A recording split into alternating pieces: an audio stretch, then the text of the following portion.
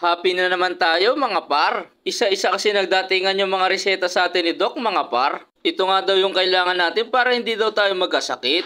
At ito na nga yung unang reseta sa atin mga par. Bagong aquarium air pump. Sobo nga ang tatak nito mga par. 3.5 watts lang siya kaya sobrang tipid niya sa kuryente. Tapos dual hole na siya mga par. Ito naman wala sa reseta mga par pero bumili na rin ako. Dahil wala nga tayong pagsasaksakan dun sa may malapit sa aquarium natin mga par. Tapos meron pa ditong foam filter mga par. 25 pesos nga lang bili ko dyan kaya goods na mga par. Kaya dinalawa ko na kagad mga par yung pagbili ko sa foam filter para meron tayong reserba. Binuksan ko na nga rin siya mga par para makita natin kung maganda yung quality niya, kung sulit na ba to sa 25 pesos. Tapos meron pa siyang tube mga par na nilalagay dito sa ibabaw para maging kontrolado yung mga bubbles. At magagamit daw natin itong mga par sa loob ng 6 months kaya sulit na sulit talaga to. At syempre meron na rin tayong in-order na aquarium hose mga par. 2 meters nga lang yan mga par at 5 pesos lang per meter. At syempre hindi rin mawawala itong mga airstone mga par para dagdag aeration sa bago nating aquarium. Kaya tara, let's go mga par, banlawan na kagad natin itong mga accessories para ma-setup na natin sa aquarium natin.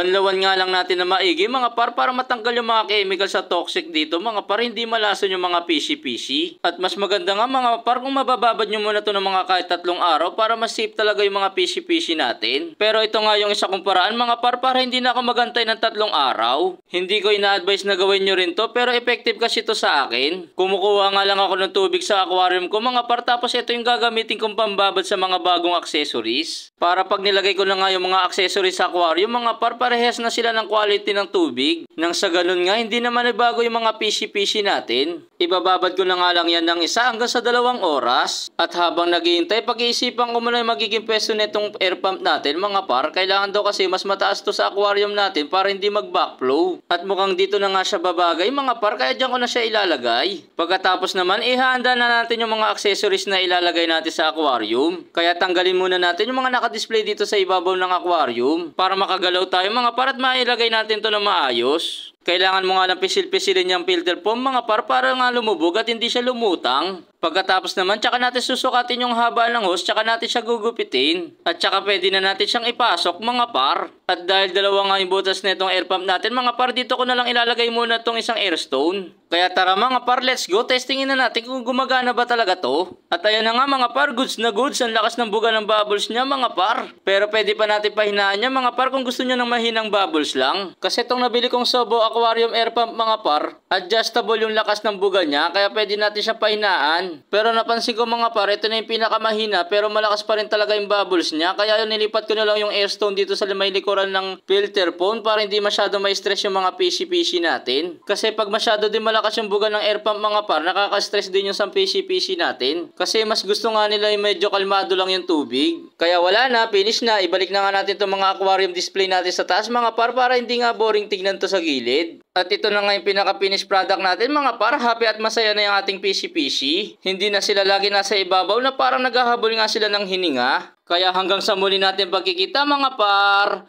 Paalam!